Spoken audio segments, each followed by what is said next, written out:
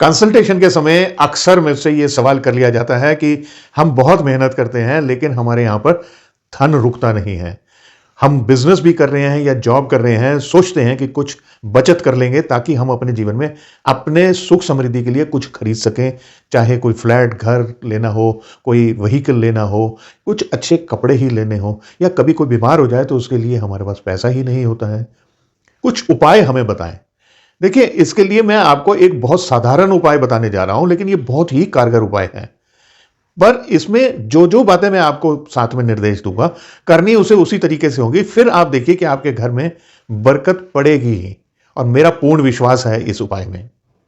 देखिए, करना आपने ये है कि कुछ चावल ले लीजिए, थोड़े से ही लीजिएगा, लेकिन वो सारे के सारे चावल जो हैं वो पूरे होने चाहिए, जिन्हें हम अक्षत कहते हैं। चावल जो हैं वो समृद्धि का प्रतीक भी माना जाते हैं, और जो चावल हैं वो हम हमेशा पूजा में उनका जरूर इस्तेमाल करते हैं। अब ये थोड़े से चावल लीजिए और थोड़ी सी हल्दी लीजिए। देखिए, हल्दी जो है शुभता का प्रतीक मानी जाती है, और ऐसा माना जाता है कि हल्दी जो है नकारात्मकता को भी दूर करती है। अब ये थोड़ी सी हल्दी, एक चुटकी भर हल्दी उस चावल में मिला लीजिए। ये कार्य आपने गुरुवार को करना है। चाहे तो आप किसी भी दिन कर सकते हैं, क्योंकि सब दिन एक समान होते हैं, लेकिन चूंकि हम भगवान विष्णु के समक्ष जा रहे हैं, इसलिए यदि अगर आप ये गुरुवार करते हैं तो ज्यादा उत्तम होगा। अब करना यह है कि एक कॉइन भी ले लीजिए, यानी एक सिक्का। ध्यान रखिए, जो कॉइन आपने लेना है वो बहुत साफ सुथरा होना चाहिए, चमकदार होना चाहिए। चांदी का हो तो बहुत अच्छा है, नहीं तो कोई भी कॉइन ले लीजिए, उसको गंगा जल से जरूर धो लीजिए, सुखा लीजिएगा। अब ये तीनों चीजें जो हैं आप किसी कटोरी में या किसी प्लेट में आप मंदिर में ले जाएं। ये कार्य आप अपने घर के मंदिर में भी कर सकते हैं।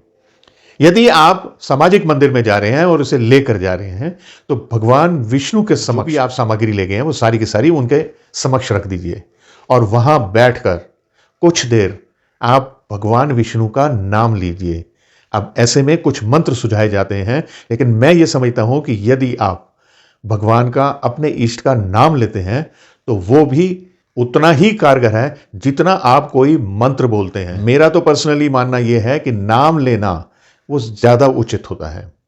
देखिए, नाम लेने के लिए आप वहां बैठ के विष्णु विष्णु विष्णु विष्णु विष्णु कर सकते हैं, नारायण नारायण नारायण नारायण, लक्ष्मी नारायण लक्ष्मी नारायण, या जो भी आप ऐसा उच्चारण करना चाहते हैं। बहुत नाम है विष्णु जी के, आप वो नाम का लगातार 10-15 मिनट तक उच्चारण करते रहें, धीरे धीरे सी आवाज में।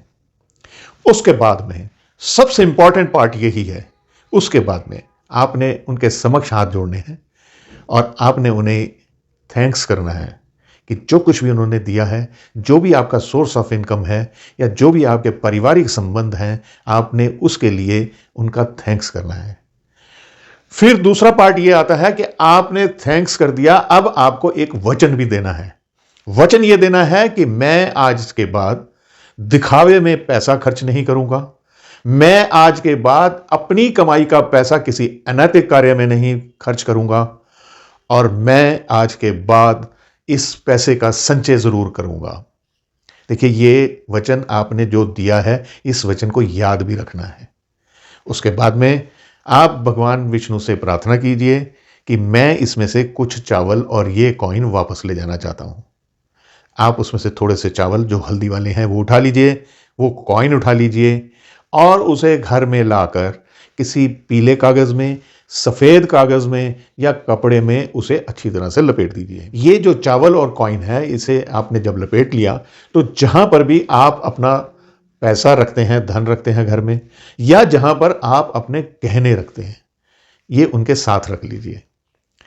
जब भी गहने निकालें या जब भी आप वो पैसे निकालें या वहां कुछ रखें, अपने वचन को जरूर याद रखिएगा, और हो सके तो मन ही मन दोहराना जरूर है।